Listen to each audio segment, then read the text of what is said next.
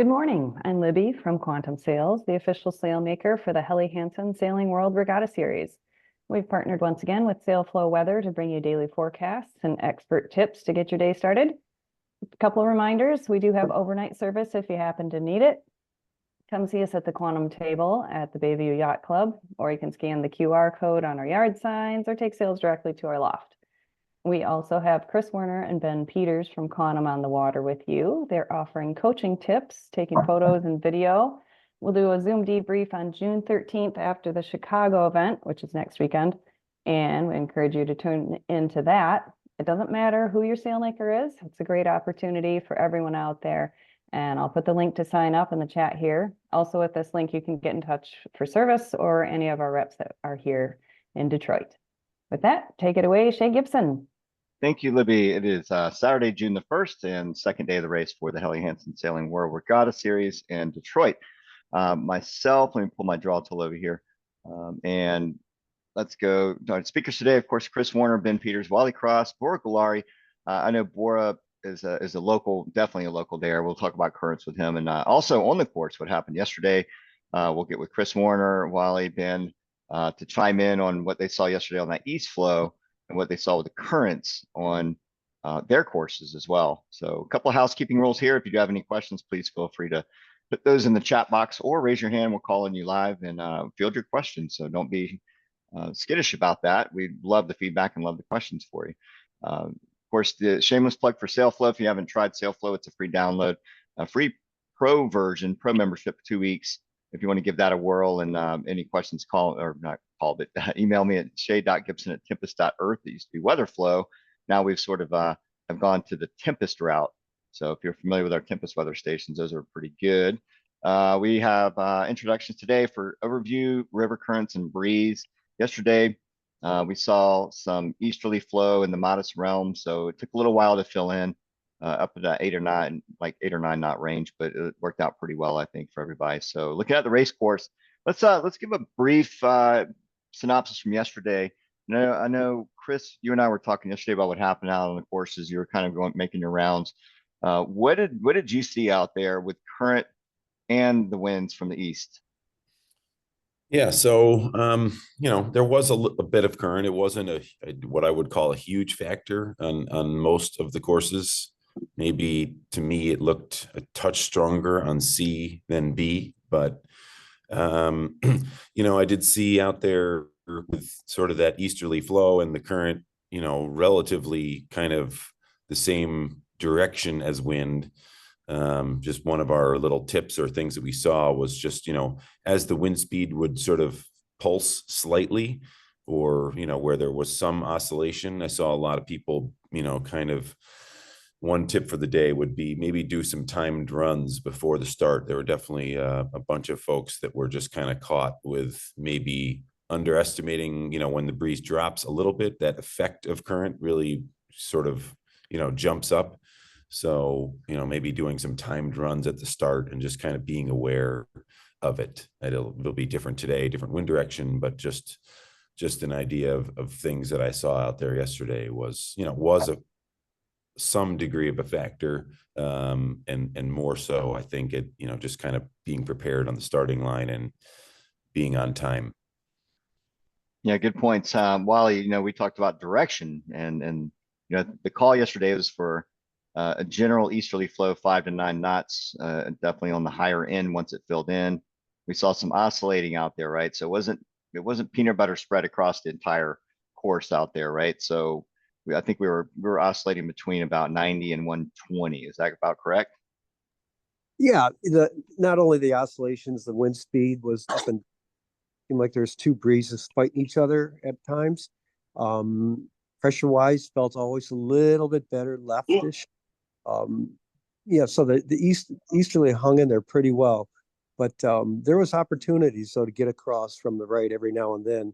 But yeah, it was a good day of sailing. I was surprised how nice it was, and I thought the committee did a nice job postponing for a couple hours and let the breeze settle in. It made for good 2 races on the course I was on. Yeah, good. I probably couldn't agree more with the call to postpone the race. I was a little concerned it wouldn't fill in until a little bit later, around 12:31. Once I saw the 10 a.m. updates, I got a little concerned, but sure enough, it did. It just took a little while longer for it to get it, to those higher numbers.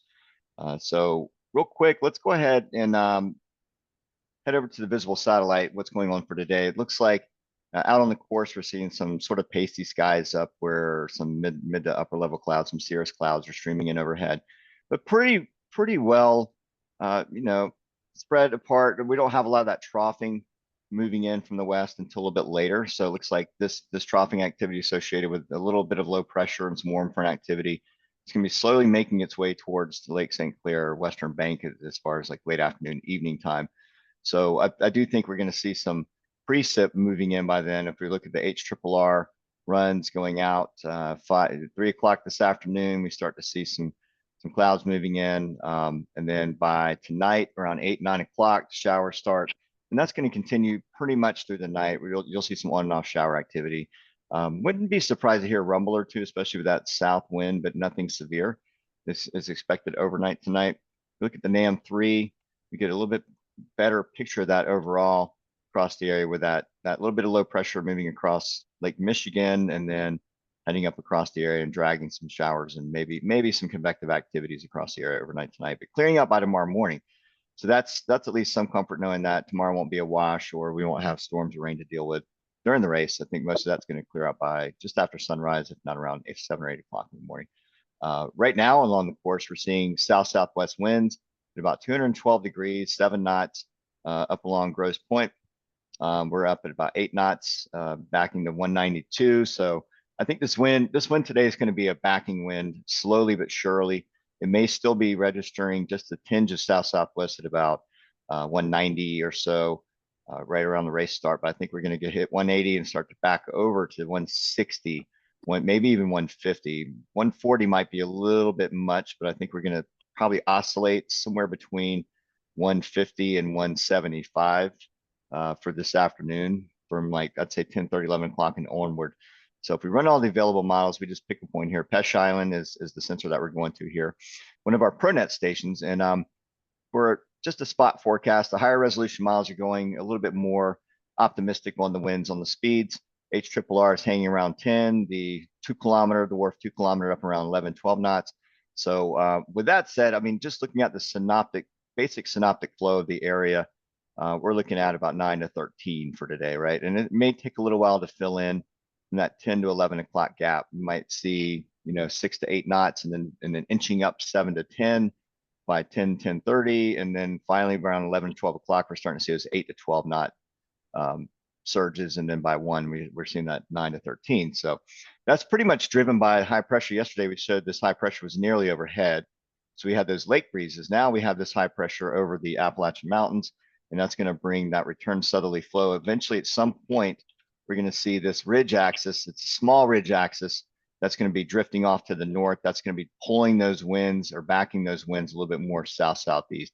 So if you're looking at it from a surface map feature, and you're looking at isobars, you always want to look at where your ridge axis are. You have one down here, you have one up here. Usually you have another one up on this side, but more or less the ridge axes are basically trailing off to the west with this high pressure. So that bends the wind field a little bit more towards that direction as the day goes on. So any questions about the wind for today? I think that's going to be the call. The peak value is going to be right around 12, 1 o'clock, where we're seeing that 9 to 13 knot range. And that's going to be it's oscillating wind between 175 and about 160 and 175. So Bora, any questions about that before we take it forward? Nope. Okay. Real quick, we'll go into surface temps somewhere around 58 to 60 degrees. It varies across the lake, but that's about the gist of it. Doesn't look like anything wild that's going to happen in the water. It looks like the levels are pretty stable. Again, we've been under high pressure without any up lake rains or storms to cause any surges or any spiking. If we get into the surface currents, run this forward, zoom into the area. And, Bora, we talked a little bit about this yesterday where the southern course and the northern course A also kind of feels this current. Did you want to comment on that today just a little bit? with this wind direction, I feel like it's a little bit. It's almost less of a factor. So I don't know if I really would worry too much about it. I mean, it's one of the better wind directions I think on the lake, in my opinion. But I don't have much to say about the current on the southerly. It is what it is.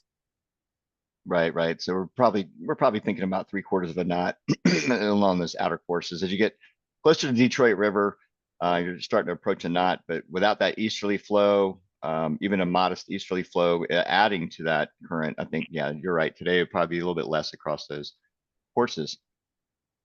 So for tomorrow, let's take a quick look at tomorrow's forecast. You know, this one's been very dicey for the last few days. It's shifted back and forth between northwest, over to north flow, and then back over to southwest flow. And now the models are trying to hint at more of keeping a southerly flow in place, but dying through the day. So, you know, I'm not really ready to make a full call on tomorrow. I would say just be ready for a southerly flow as this low pressure.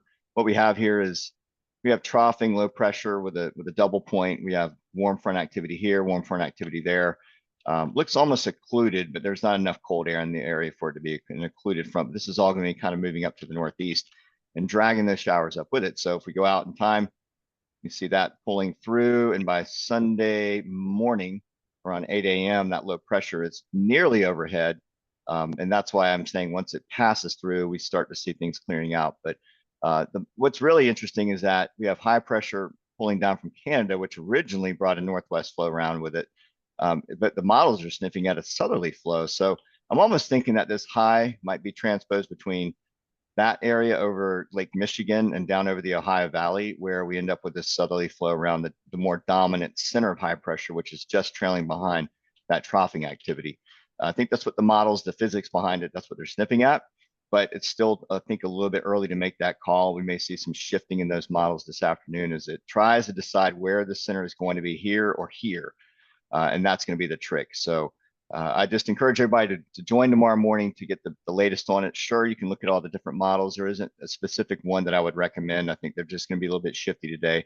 If we keep that southerly trend, I'd say we start out stronger in the morning, trailing around that troughing activity, the pressure gradient belt between that and the high pressure, and then fading through the day. So we want to get those races off as early as possible.